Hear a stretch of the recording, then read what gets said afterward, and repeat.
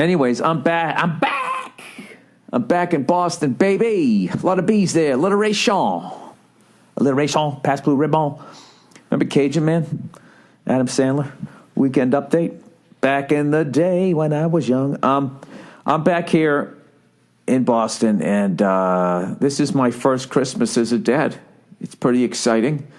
I made a promise to myself that I was not going to flip out at all. That I was going to be as rosy as my daughter's cheeks are right now because she's teething. And I was able to do that until I picked up the rental car.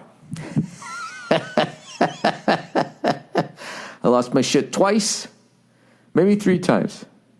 I vaguely remember taking my hat off and throwing it as hard as I can down at the empty passenger seat, you know? Like it was the end of the game and there was a terrible call. Like somebody scored a touchdown and they said, oh, wait, you didn't make a football move, and now I got to be on the road during the playoffs. Playoffs! All right, here's what happened. We had a very early flight, and this is the first time I was flying. No, second time flying with my wife and daughter. But the first time we did, my kiddo was so young, you know what I mean? It was like bringing a loaf of bread with you. You know, she was really into being held back then and snuggled and all that type of stuff. Well, now my kid's mobile. Going mobile, right? I believe she's what they call cruising at this point, which means she can pull herself up on a table and then walk side to side and do like all kinds of stuff like that. So we did great on the plane. Everybody was loving my daughter over there. You know, she was just peeking over the seats, waving at everybody. Flight attendants were carrying her, walking up and down the aisle. It was great. By the end, she had everybody loving her, just smiling and waving. I'm going to try that on a flight. I'm going to start peeking over the seat, just smiling and waving at people like a fucking lunatic. So anyways, we go to get off the plane, and it's the usual battle between a man and a woman. The guy's thinking, okay, we check bags. We also have to pick up a rental car. There's going to be all these fucking people there. All right? There's going to be a bunch of people traveling. It's going to take forever to get the bags. Why don't while you guys wait to get the bags, I'll get on the fucking bus, the rental car bus, and I will go over to pick up the fucking rental car. You know, and my wife is a woman, right? Always was a woman, by the way. She did not transition, just to be progressive and give all you the information. She's a woman, so she wants to be social. Oh, I thought we could all go over there together. Why don't... This is me imitating you right now. I thought we could all go there together. She just gave me the finger. And I'm like, honey, we have 3 check bags. I didn't want to check a bag. I was going to travel. Oh, good. My kid's screaming in there. I didn't want to check a bag. I was just going to pack like I was going to go do a funny bone or some shit, right?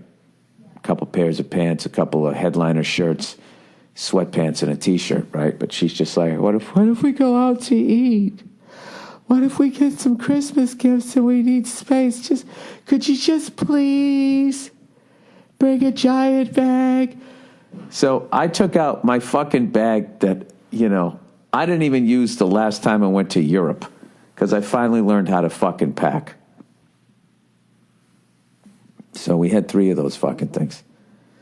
So I'm like, honey, we're going to get off the plane first because we're riding up front like fancy people.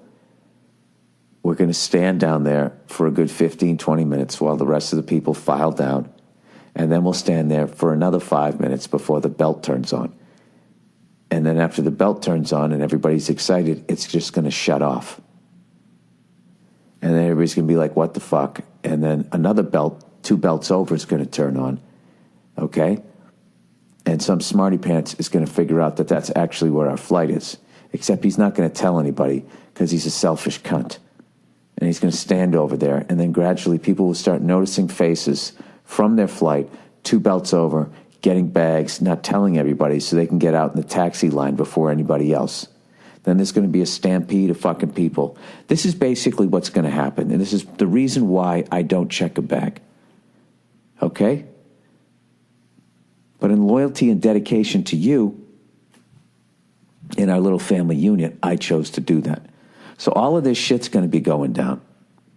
All right? As we stand there going, what the fuck's going on? Meanwhile, I could be over there getting the car. All right?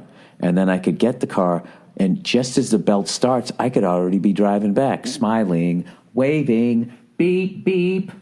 Right?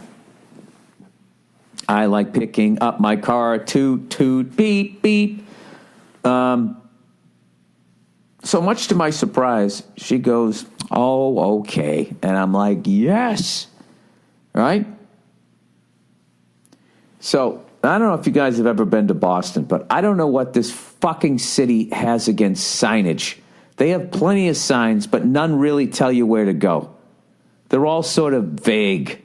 And there's arrows pointing you in the general direction. And then at the last second, the place you want to be, after you want to make the turn, right behind that road as you're driving 40 miles an hour, will be a sign pointing at the road that you're currently passing with whatever it is that you're looking for in the smallest print ever.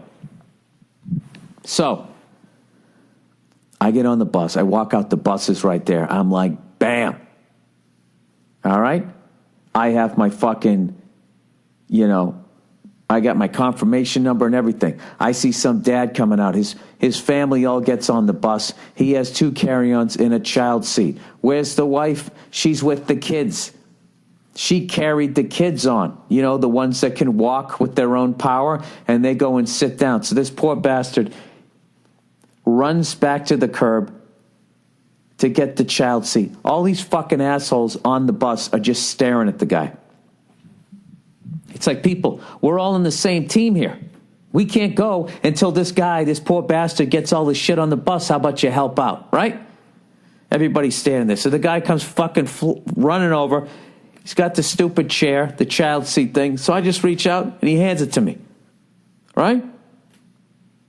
And he just fucking, I don't even think he said thank you. He fucking runs back. I put the chair up where it needs to go. He shows up with the other 2 bags. I help him up with one, blah, blah, blah, blah, blah. And he sets everything down, and I'm waiting for a big, hey, man, thanks a lot. Little dad fist bump. He doesn't say anything. He just looks at his wife and smiles and goes, they're all on, and then walks back to where his wife and kids are. And all I'm thinking is, where's my pat on the back? I didn't have to do that.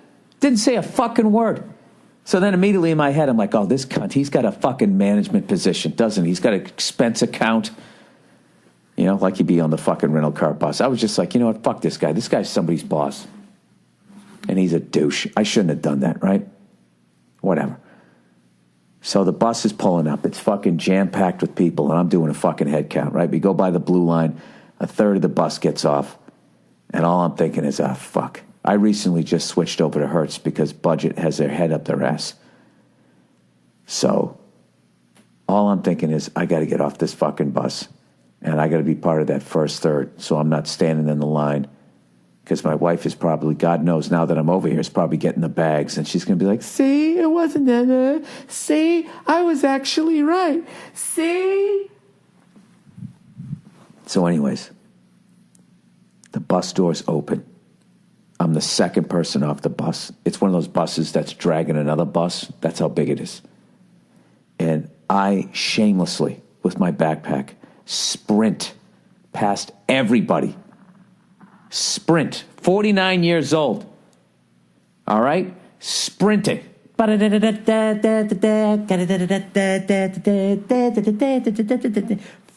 running. NFL Films could have filmed this and shown it in fucking slow motion, right? I fucking run by everybody. I'm the first person in.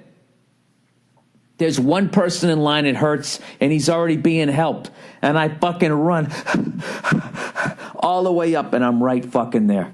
And wouldn't you know, I couldn't believe it. There was some other lady up there, and she just goes, hello, sir, welcome to Hertz. Can I help you out? I'm like, oh my God, this is so much better than budget. Okay? I got my fucking reservation number ready because I know they're not going to have my car ready because this is everything. It's going too good. So she goes, what's the last name? And I go, Burr. She goes, Burr. Oh, I have your reservation right here. I'm like, you got to be kidding me. I go, is it an SUV? It's an SUV. Do you got a kid seat? We got a kid seat. You got one of those little fucky fuck passes so I can go through the goddamn tunnel? Yes, we do. Bang, bang, boom. Right? Smiling, waving. She's great. I get it. I go, you got to be shitting me. So I fucking walk out. I make a right. Space number 910. There she is. I throw my bags in the back. I fucking get in the car. Now I'm trying to figure out how to get out. There's like 50 signs that say exit. I'm driving in a fucking circle trying to get out of there, and I start losing my shit a little bit. Because every time I go to rent a car, I always have to double back because everything says exit. Every aisle says exit, and then you realize, oh, that's for me if I just pulled out here. It's so fucking stupid. So I pull up. And as, I do the whole thing, hey, thank you very much, yada, yada, yada, we'll see you later. And then right as I'm pulling out, I go, wait a minute. Is there a child seat in this thing? I turn around, there's no child seat. I just talked to the lady. The fucking lady. And she told me there was going to be one in there, like an asshole. I took her fucking word for it. I took her fucking word for it that these goddamn fucking people were going to put a car seat, and then they don't have it, and I'm driving out. Now I pull over, and now there's somebody behind me beeping because I'm the cunt now who's like looking back in disbelief. I shut off the car. I opened the back end. That's right. And then I got back in to see that there was no car seat. So I'm starting to lose my shit. This guy behind me beeps the horn. Yeah, I'm trying not to get mad. And I'm like, fucking cocksuckers, I lose my mind. Now I got to somehow figure out how to go back in. So I'm driving around, and my brain's going, don't call your wife right now. Don't call your wife. So what do? Call my wife. She picks up the phone.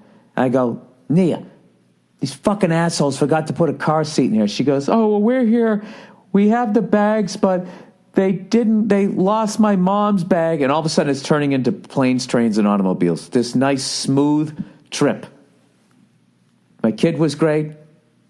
My wife agreed that I could break off and actually efficiently get the car while they wait for the bags. They had my reservation. They had all the accoutrements that I needed in the car. And I was like, I knew it. I knew it was going to, and somehow I went off on millennials, like they're running Hertz, like it's not a bunch of people from my generation and older. And I fucking threw my hat down, screaming at the top of my lungs, every curse word I could possibly muster up. Going, these goddamn fucking millennials. They can't fucking do anything right because they spend their entire life looking at a fucking screen. They can't solve any problems because anytime they have a problem, they either call their parents or fucking Uber and somebody shows up and pulls them out, Like a fucking helicopter pilot in Vietnam. Just comes choppering in and lifts them up out of their fucking problems. So I fucking drive back. And I fucking pull in. And as I come walking around, getting ready for a battle, this fucking guy from Hertz comes walking out. He goes, hey, how are you? I go, yeah, I was supposed to have a child seat. I don't have one. He goes, well, I can help you out with that. And he was so nice, he diffused all my anger. So he walks around the back. He goes, all right, there's the child seats. Which one do you want? How old you? She goes, which one do you want? I go, the one that's going to not make my kid die. I was still a little angry, and he kind of gave me a look like, oof, that was a little harsh. So he goes, I meant, how old is your kid? I'm like 11 months. And he goes, all right, we got two. We got a black one, and we got like a pinkish one. Is it a boy or girl? I go, it's a girl. He goes, oh, we'll get the pink one. And then he literally, this is a guy in his 60s. He goes, not to say that there's anything wrong if you have a boy. I said, dude, you don't have to do that progressive shit with me. And he laughed. Like it's fine.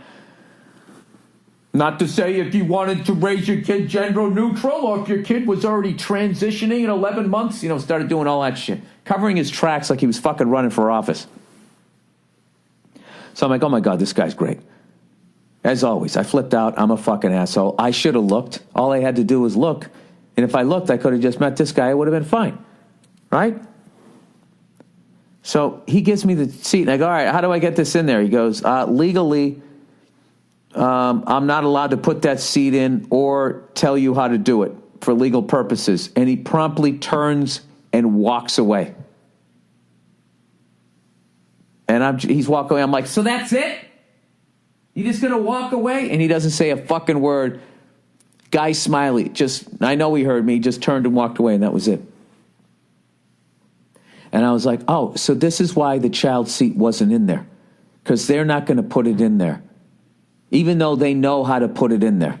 But they don't want to have the liability. So, of course, now I go to put the fucking thing in there. I figure out how to hook it in. And this thing has enough goddamn slack on it. It's like a fucking... You ever see those YouTube videos where they start, they're filming some kid that they're pulling down the street in like a fucking wagon or I don't know what, a boogie board, or he's on skis with roller skates? That's how this thing's flying around. I was just like, fuck it, we'll figure it out. So I head back to United. Oh, here's another great thing about Logan Airport. This is how bad signage is in Boston. When you pull into Logan Airport, just to give you a heads up, if you drive back with the fucking rental car, you're going to drive into the airport. There's going to be a giant fucking sign with every air carrier that they have there at the airport. It'll say letter A, United, fucking Air fucking Brazil, blah, blah, blah, blah, blah, blah, blah, blah, blah. B, Delta, American Airlines, Air Ethiopia, yada, yada, yada. All A, B, C, D, right? You have to drive by, sift through every fucking airline there is, okay? As you're driving by, 30 miles an hour with somebody beeping behind you. If you're lucky, you find your airline. And then, for the love of God, memorize the letter. Because after that, they're not listing any more fucking airlines. It's just going to say B, C, D. That's all, A, B, C, D, E. And you got to remember, what the fuck was mine? Well, where I was picking up the rental car, I was already past that sign. So now I'm like, what the fuck? So I have to call Nia. As I already went by A, I'm like, Nia, what terminal are you in? She asked me, B, right as I'm driving by B, and I fucking have to do this hard right. I go in there, and right as I pull in, I see on the, the exit where you turn in, there's a sign that says B, and it lists all of them, all the airlines, super small. But this is the greatest thing about Boston. It's not before you get to the turn. It's right after it. They're the fucking worst out here.